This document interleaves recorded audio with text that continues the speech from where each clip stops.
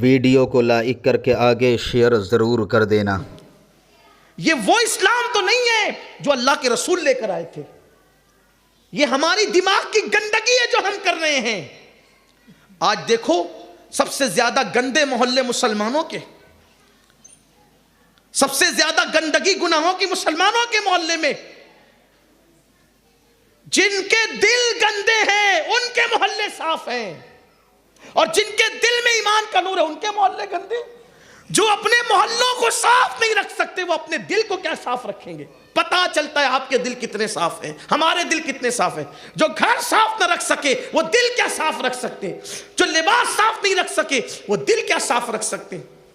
مومن کے لباس کی پہچان ہے، اس کے لباس میں پیون تو ہوں گے لیکن کبھی داغ دھبے نہیں ہوں گے، کیونکہ میرے نبی کو اللہ نے فرمایا تھا وَثِيَابَكَ فَطَهِّرْ، اپنے لباس کو صاف ستھرا رکھیے۔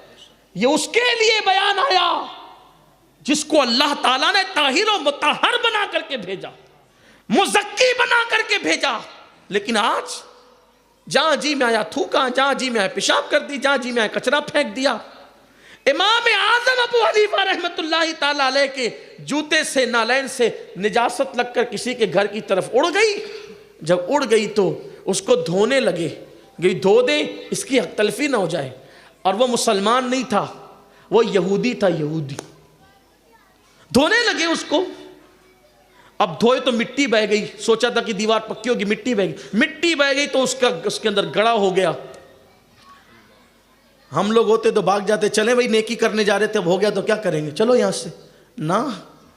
لوگوں کا حال تو یہ کہ کسی کو مار دیتے، مر بھی گیا تو بھاگ جاتے، لیکن یہ اسلام ہے، یہ عالم عالم انما یخشی اللہ من عبادہ العلماء کا جلوہ دیکھو، جن کے دلوں میں اللہ کا ڈر ہے، حق کی ادائیگی کا انداز دیکھو۔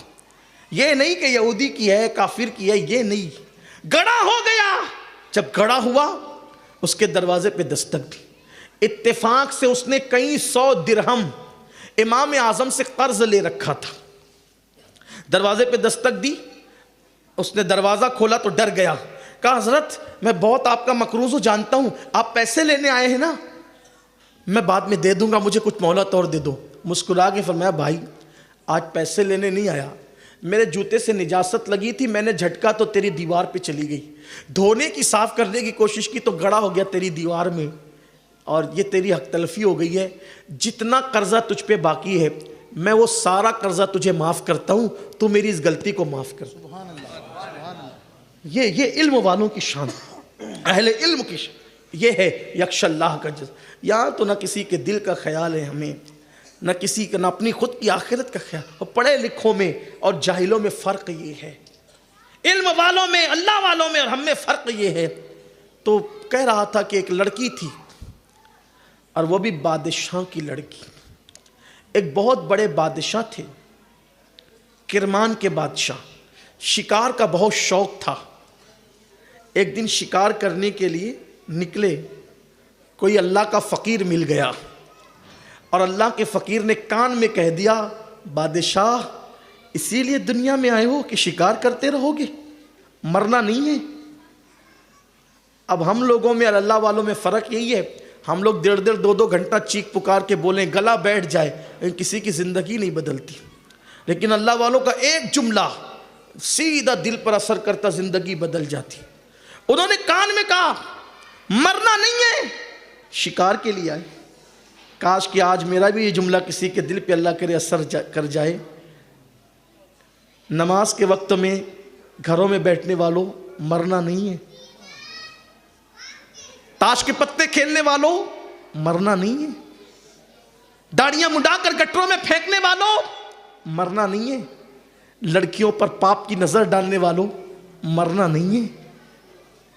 قبر کی تنگ اور تاریک وادی کو کیسے بھول گئے، اپنے نرم نرم گدوں پر ٹینشن کی وجہ سے آج سو نہیں پاتے تو لوگوں سے کہتے ہو کہ میرا سکون غارت ہو گیا۔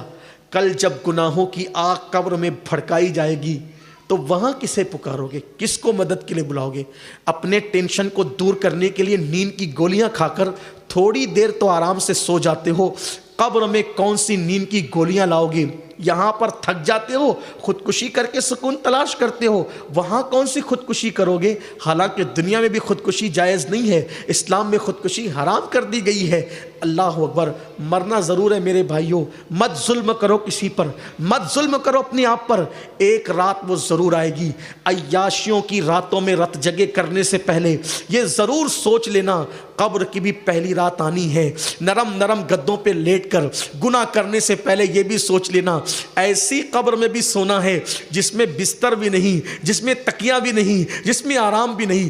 حد تو یہ ہے جس میں کروٹ بدلنے کے لیے جگہ تک نہیں ہوگی.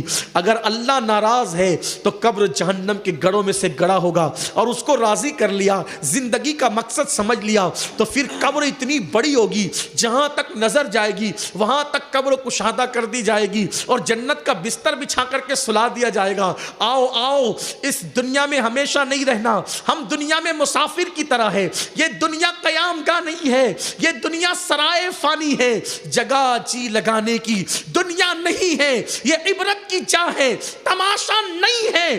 عیاشی آوارگی کب تک کرتے رہو گے؟